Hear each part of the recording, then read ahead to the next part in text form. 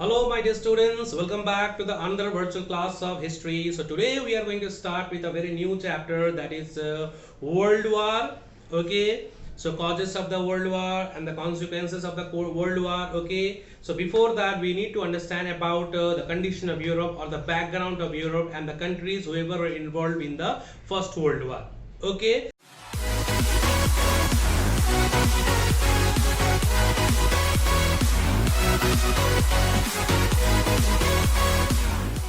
So let's start.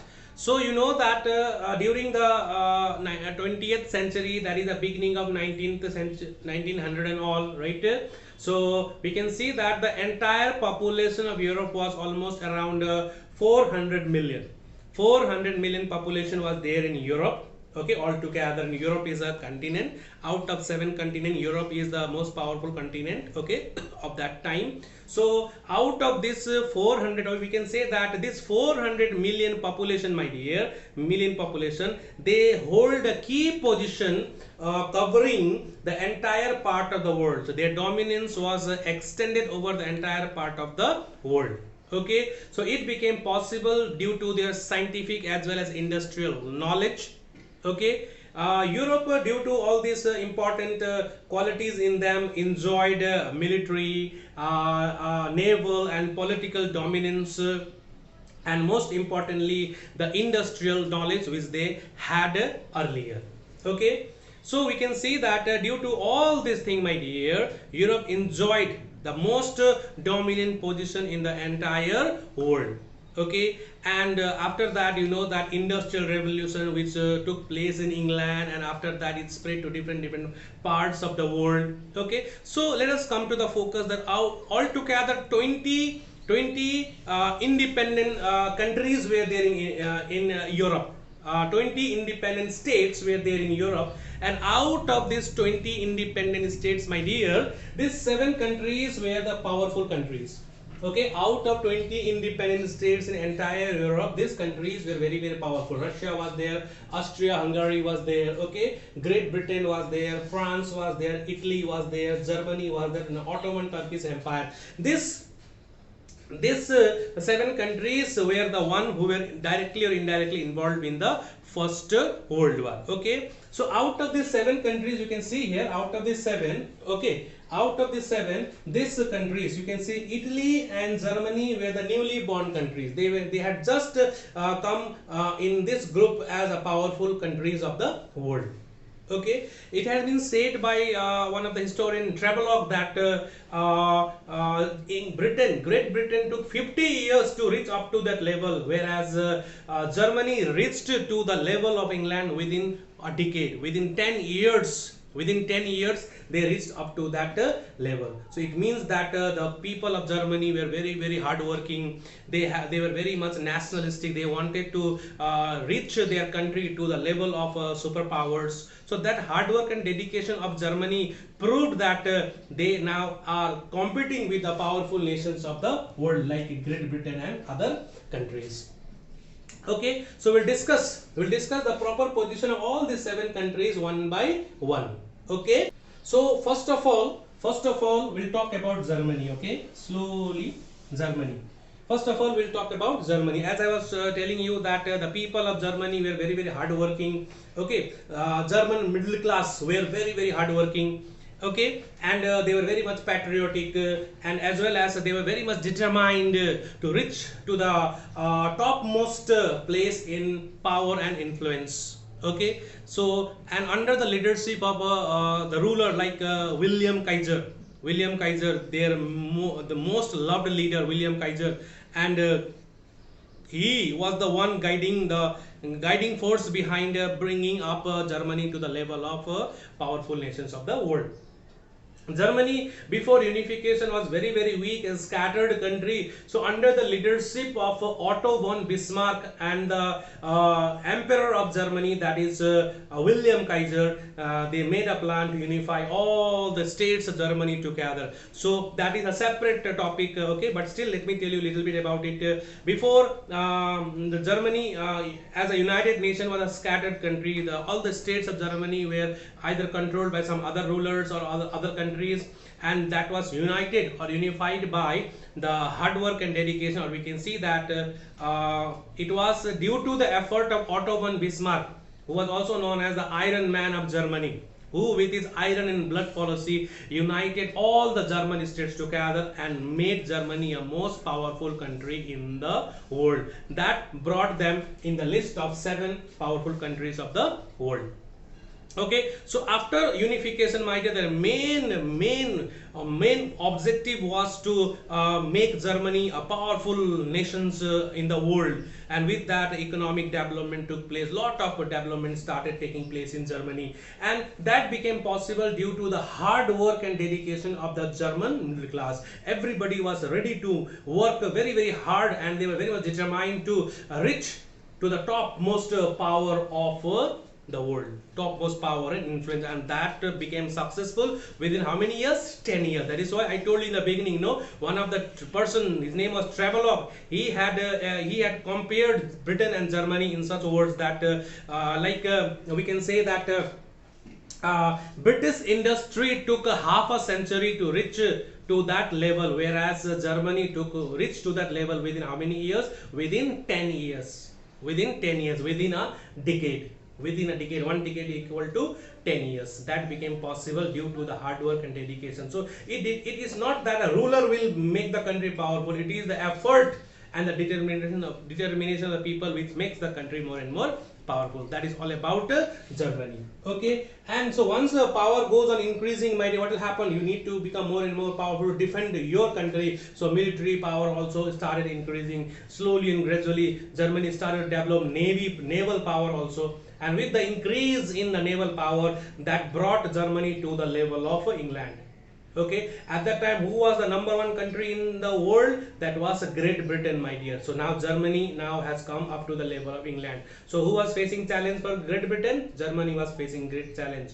Britain was facing great challenge with Germany. Okay, the position of England, #1 position of England was at danger. Okay, that is all about Germany. Now next country is all about let us say another neighbor of Germany was France. Another neighbor of Germany was France.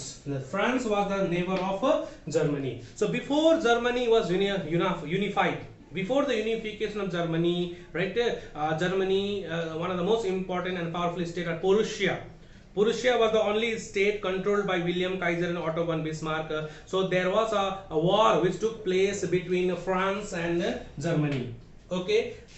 Okay, there was a war which took place between France and Germany. That was known as Franco-Prussian War.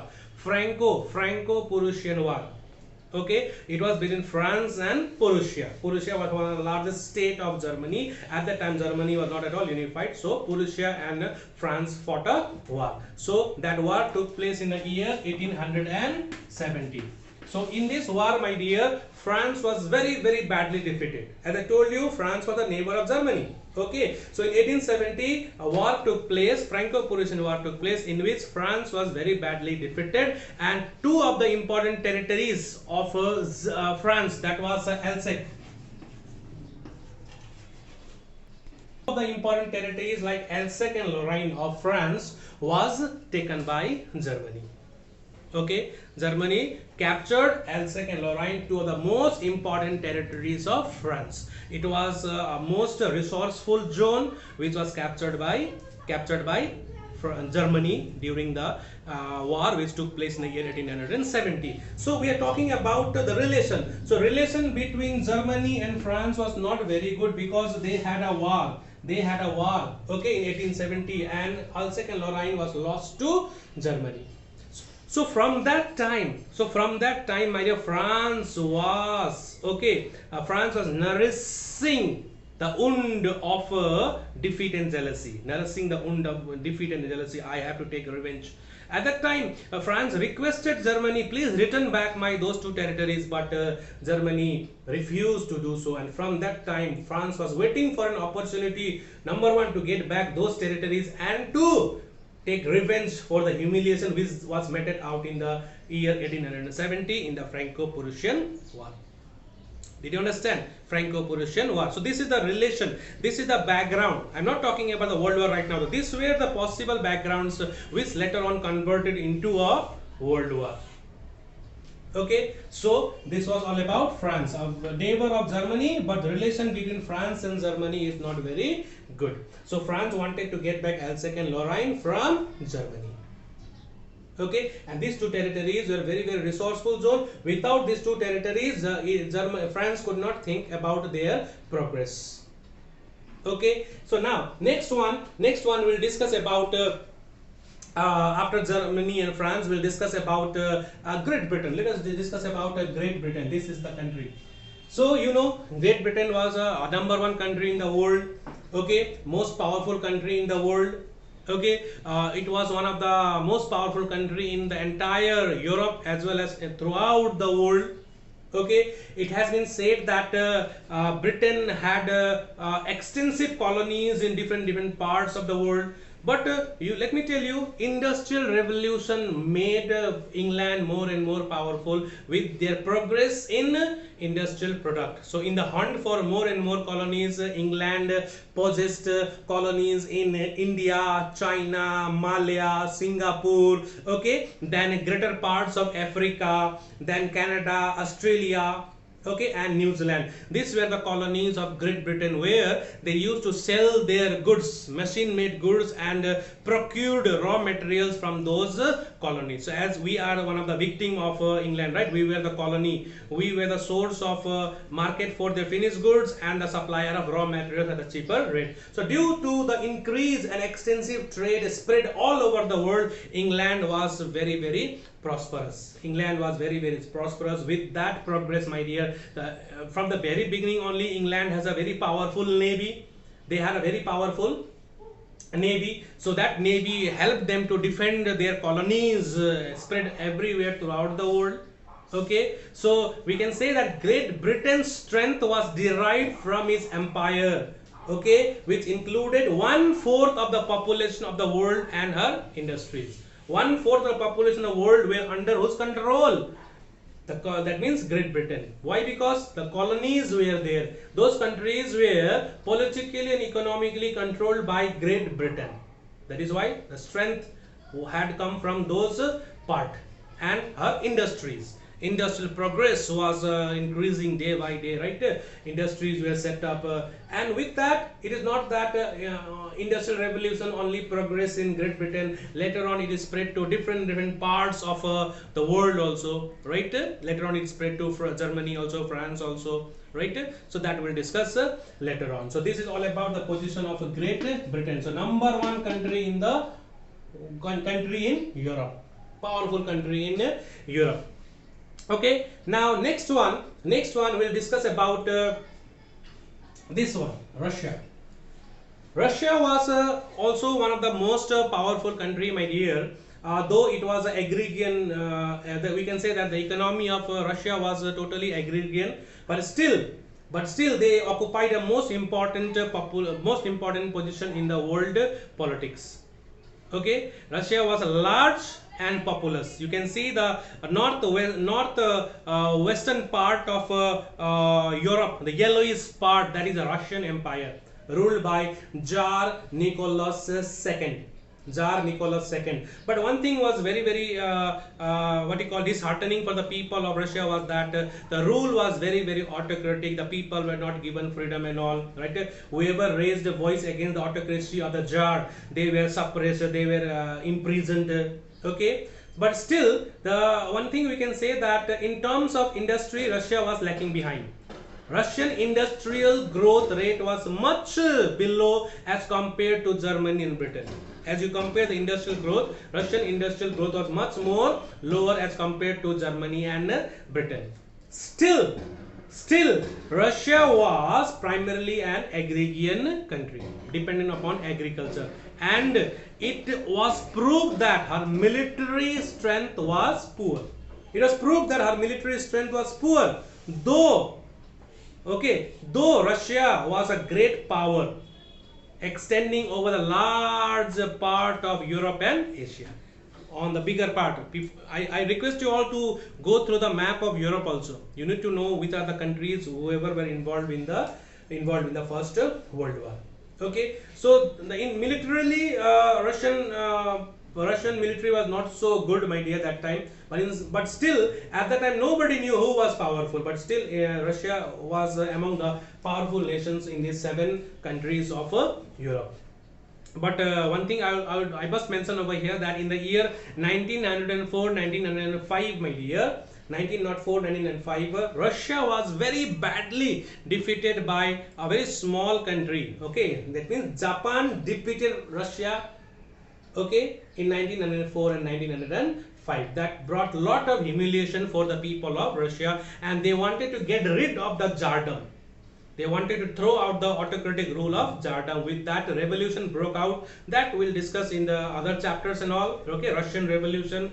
With that, a communist were set up. But right now, we are discussing about the beginning of 20th century, how Russia's position was there, and why Russia was involved in the war. That we are discussing about. Okay, children. So Russia was also the powerful country among the 7 countries of the world. Okay, so now we discuss Russia also. All this part we discuss. Now we will discuss about Austria.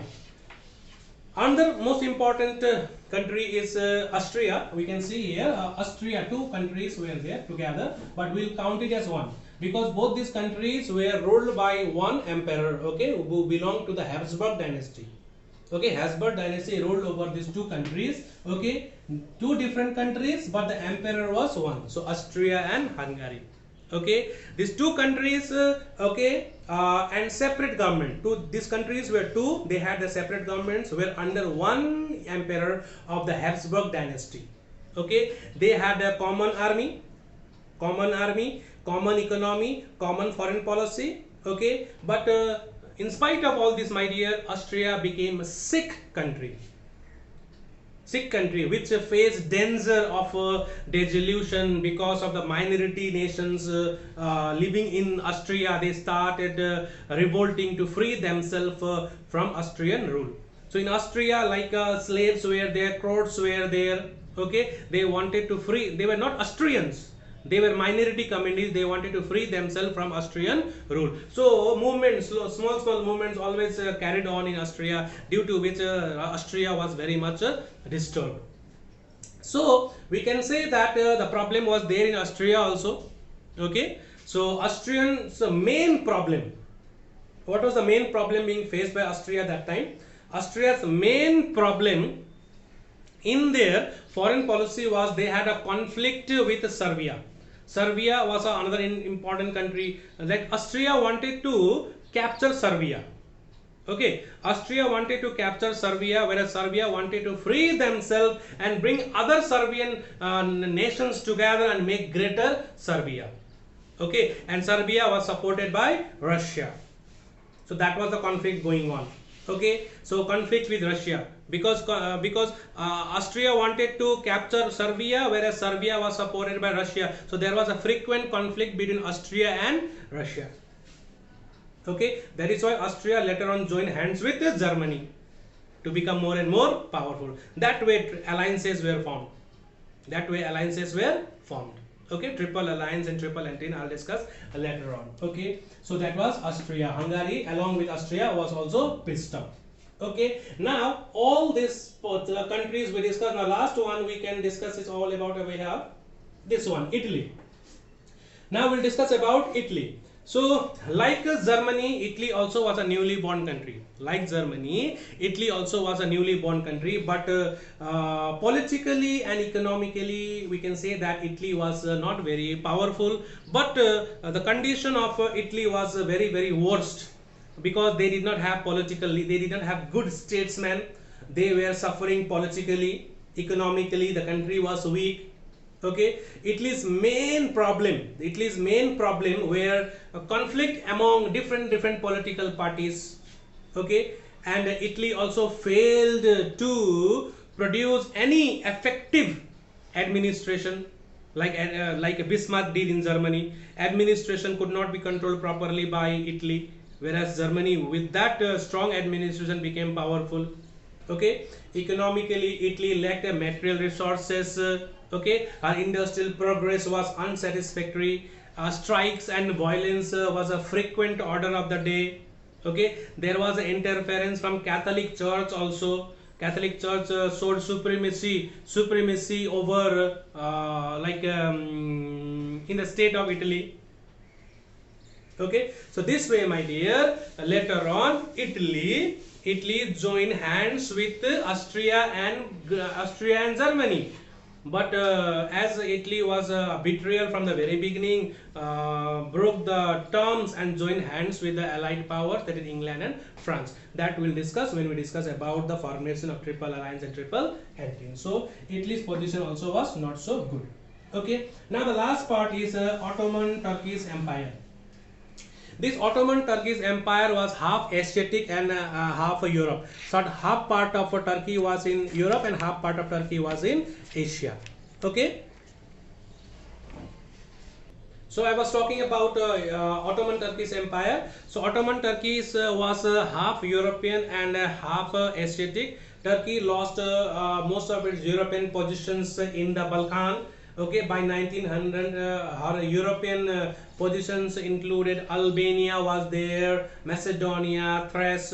Okay, she nominally ruled over Bosnia and Bulgaria. Okay, but her Asiatic positions, my dear, Asiatic positions included major parts of the Middle East in Arab countries of Palestine. Okay, so altogether we can say that Turkey was called the sick man of Europe. Lot of problems were there in Turkey. Turkey was known as the sick man of Europe. Why do you know? For her antique medieval society dominated by the mullahs. The religious mullahs, Maulvis and all, they dominated the life of the people and the government. They strictly followed the Islamic rules and law, right? That is why development was very slow in Turkey. Okay, so Ottoman Empire was crumbling due to weaknesses. Did you understand? This was the proper position of Ottoman Turkish Empire. So altogether 7 countries: number 1, number 2, number 3, number 4, number 5, number 6, number 7. These were the 7 most powerful countries who later on were involved in the First World War, directly and indirectly entering into the alliances and triple alliances and triple entente. Okay, this is the background. My main motive of giving you the background of Europe was to make it clear when we start the First World War in detail. There should not be any confusion, there should not be any problem to understand about this country. So I request you all to please go through the map of Europe once. If you have the Atlas book at home, you just go through the map of Europe, see where those countries are there. These countries which I discussed right now. Okay, you need to have a proper idea. Okay, so let me tell you, you can see here this one, Germany and Italy. Okay, Germany, Italy, and this one formed into a triple alliance. Where this country lie? They are very close, they are neighbors only. Okay, if you see the map, they are very close. Okay, just if you see the map of Europe, you can see Germany and Austria are very close, and just below Austria there is Italy, is there, the triple alliance. Okay, now next one you can see here Great Britain, Russia, and then France. Okay, so these are little bit far away, but what to do when time comes, you need to unite all your friends. So Russia is very far away from Great Britain, but still they entered into a alliance. Okay, so how this triple alliance and triple entente were formed, we'll discuss in the next class. So hope you all have understood it. The video has become little bit big, so you must have patience.